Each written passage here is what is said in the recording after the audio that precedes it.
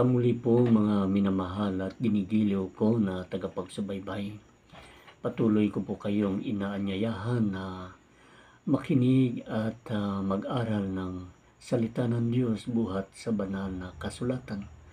At sa mga pagkakataon po na gaya nito ay atin din tatalakayin ang patungkol sa kalusugan, kung paano tayo manatiling mayroong kasiyahan bilang mananampalataya ng ating Panginoon Diyos, hindi lamang sa espiritual na pangangailangan kundi maging sa ating kalusugan. Mga minamahal, sa ating pong pagpapatuloy ay atin pong binibigyan ng pansin ang ating mga tagapagpakinig sa anumang dako ng mundong ito. Sa pamamagitan po ng programang ito ay malugod ko po kayong inaanyayahan. At marahil hindi po natin lahat mababanggit ang mga pangalan ng ating mga kaibigan na nagnanais na babatiin sa programang ito. Ngunit binibigyan ko ng pansin si Ma'am Mary Grace Sosminya at ang kanyang mga mahal sa buhay diyan sa Miagao, Iloilo. Ganon din kay kapatid na Liumar at Janry dyan sa Igpuro Adventures. Maraming salamat sa inyong patuloy na pagpapakumbaba sapagkat bagamat kayo ay nakakaramdam ng pagod dahil sa inyong paghahanap buhay, patuloy pa rin po kayong naging bahagi ng programang ito sa ating YouTube channel. Ang ating pong pag-aaralan ay patungkol sa tinatawag na alcohol is the most dangerous drug on earth. At ito po ay dapat nating maalaman sapagkat maraming tahanan ang nasisira sa pamamagitan ng mga pamamaraan na gaya nito, mga minamahal na tagapagsubaybay. Kaya nga itinuturo sa atin ng ating gobyerno at laging ipinapaalala na alcohol is the most dangerous drug on earth. Ang ating mga kabataan sa mandako ng mundo ay talagang pinag-iingatan sapagkat sabi nga ay sila yung pag-asa ng ating bayan, ng mga magulang, ng bawat tahanan. Kaya nga ang programang ito, ang ating pong YouTube channel ay nagpapaalala sa lahat-lahat, maging sa ating mga magulang sapagkat pagkaminsan ay tayo ay nakakalimot. Kaya nga ang isang tanong na nais kong pasimulan sa umaga pong ito, how can we strengthen our immune system? Ano po ang ating dapat gawin at ano ang ating gagawin upang mapalakas yung ating immune system? Una po sa pag-aral ay kailangan malasap natin ang tinatawag na malinis na hangin o clean air. Ito po yung pinaka-importante sa ating kalusugan habang tayo ay sama-samang nabubuhay kasama ang ating mga mahal o bahagi sa ating tahanan. Pangalawa po ay itong tinatawag na malinis na tubig o pure water. Napakalungkot pong isipin na marami ang nagkakasakit kahit yung mga taong makadiyos, mayaman o mahirap man sapagkat sa tinatawag na unhealthy practices. Kahit alam natin ay hindi maganda sa kalusugan ay ginagawa pa rin natin. Kaya nga yung malinis na hangin at ang malinis na tubig ay nakapagdudulot ng magandang pagdaloy ng dugo sa ating mga ugat. Helps blood flow. Ito po yung kagandahan kung marunong po tayo o nag-iingat tayo sa ating kalusugan.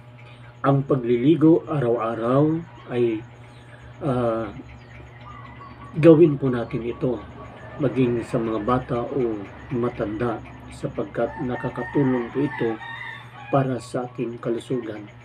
The number one public enemy ay ang alcohol po. Lagi po nating tandaan. Pag-ingatan natin ang ating kalusugan, gamitin po natin yung kaalaman na ibinigay ng ating Panginoon Diyos sa lahat ng mga mananampalataya gaya po natin. Sapagkat alcohol is glamorized. Nagdudulot ito ng hindi maganda o kakaibang pagkilos, kakaibang reaksyon sa ating katawan sa mga taong nalulung sa alak, mga minamahal. Ito ay hindi maganda at talagang tested and proven na maraming mga tahanan ang nasira dahil po sa tinatawag na alak o sobrang paglalasing. Hindi po ito maganda. Talagang dapat po natin iwasan. How does alcohol affect the body? Ito po ang ilan sa mga katanungan na dapat natin maalaman. Marahil ay alam po natin ito kung anong magiging epekto sa kalusugan natin, sa ating katawan, ngunit marahil ay talagang talamak o nalulung na talaga ang tao sa bisyo gaya ng alak. At ito ay talagang tahimik, sekreto na pamamaraan upang lasunin ang ating katawan, ang ating pag-iisip, ang lahat ng bahagi ng ating katawan, mga minamahal. Mayaman, mahirap, ay talagang walang pinipili kung ang tao ay nalulung na sa tinatawag na bisyong ito. Darating ang araw, alcohol damages liver cells, sisirain po yung ating atay. The liver becomes less efficient, talagang hindi po maganda. Wala pong magandang maidudulot sa ating katawan gaya ng ating baga, mga minamahal. Kaya nga, isa pa rito sa magiging epekto ay ang tinatawag na peptic ulcers. Talagang wala itong pinipili, bata man o matatanda. Sa bagay, kung natin pong mapapansin, maging ang mga taong walang bisyo ay nagkakasakit. Gaano pa kaya kung ang isang tao ay gumamit ng tinatawag na alcohol o alak, katulad itong ating napag-aaralan. Ang alcohol po ay destroy the brain, sinisira po yung ating pag-iisip at yung pinaka hindi po magandang epekto ay ayon sa pag-aaral na kung tayo po ay umiinom ng alak sa loob lamang ng 3 o isang linggo o tinatawag na 3 times a week, ay magdudulot po ito ng cancer sa iba't ibang parte ng ating katawan. Hindi po natin alam kung kailan o kailan ito magsisimula. Ngunit ang pinakamaganda pong paalala sa atin ng mga namamahala sa kalusugan, sa ating gobyerno, sa ating mamamayan na namamahala, ay dapat nating iwasan yung tinatawag na bisyong ito sapagkat sisirain, manghihina o gigibain yung ating tinatawag na immune system, natural immune system. Masisira po ito. At ito po ay ang bisyong ito ay tinatawag itong wrong choice. Wala pong pinipili. Kahit gaano man kaalam o matalino yung isang tao, mayaman man o mahirap, makadiyos man o hindi makadiyos, kapag ito ay nalulung sa bisyong ito ay wrong choice po. Huwag natin gawin ito.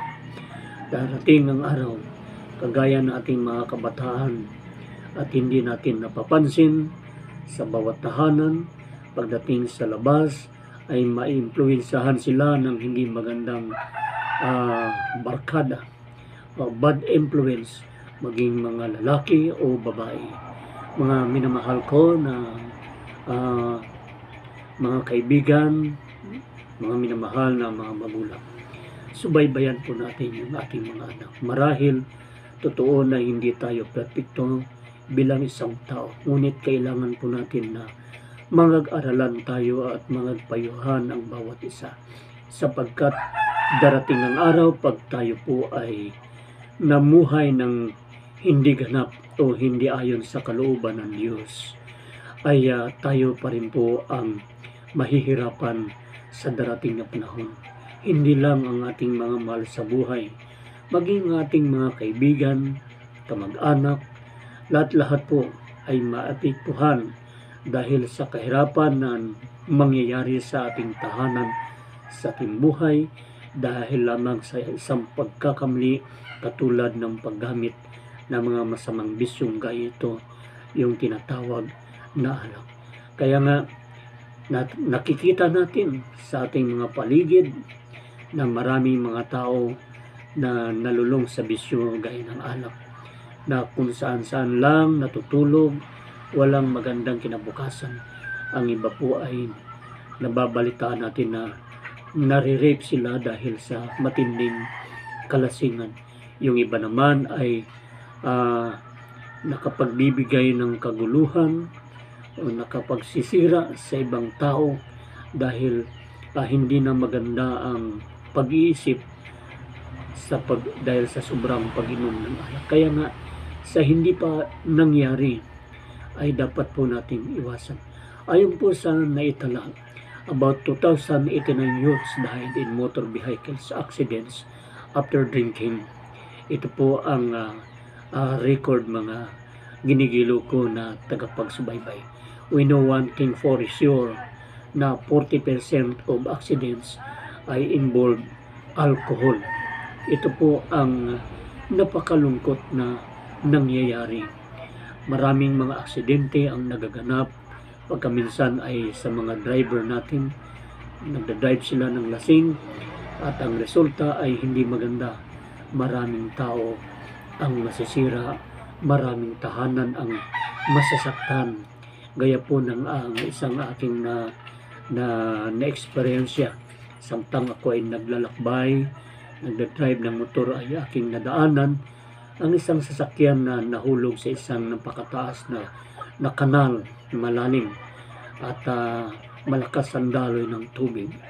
Dahil yung driver ay hangover at marahil ay dala ng kahirapan, kahit hindi maganda ang pakiramdam ay nag-drive siya ng pampasaherong jeep, maraming nakasakay at sa maikling sandali, maikling kwento ay nadisgrasya po ito at nahulog sa kanal. Napakalungkot po na isipin na sa mga pamaraang gaya nito, maling pamamaraan ay maraming tahanan ang nasasaktan dahil sa tinatawag na alcohol, mga minamahal. Kaya nga, kung may mga panahon pa, mga kabataan, mga mahal natin sa buhay, no, sa mga magulang, ay iwasan po natin ang mga pangyayaring kaya nito dahil lang sa pagsunod ng ating kagustuhan, sa inom ng mga nakalalasing na alak. Isa pong napakalungkot na eksperyensya na aking naranasan ay ang 3 batang naglalakad patawid sa kalsada at ito po ay nabunggo. Talagang pumasok sa ilalim ng ambulansya at nataranta po yung driver at ito ay dumiretso, bumunggo sa isang malaking punong mangga. At sa maikling salita, yung 3 bata po ay 50-50 at dinala sa hospital. Mga minamahal, marahil ang mga magulang ng batang ito ay mayroong mga pangarap sa buhay. Mga pangarap na magdadala ng pag-asa, lalo higit sa pag-ahon ng kahirapan.